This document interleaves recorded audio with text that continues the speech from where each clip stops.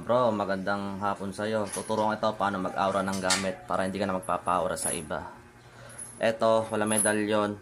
Pag to nagpantay dito, ibig sabihin walang buhay ang medalyon mo. Karga mo siya, pakainin mo siya ng dasal. Pero pagka may medalyon dito, then hindi pumantay, ibig sabihin buhay ang medalyon mo. Eto walang medalyon. Yan sukatin ko.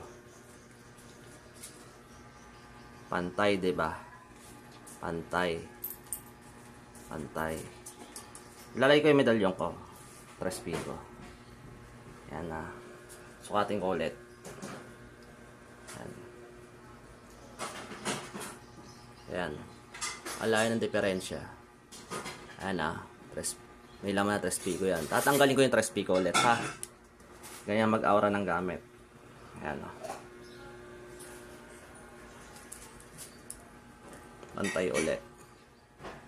Yan, pantay. Yan. Sige na.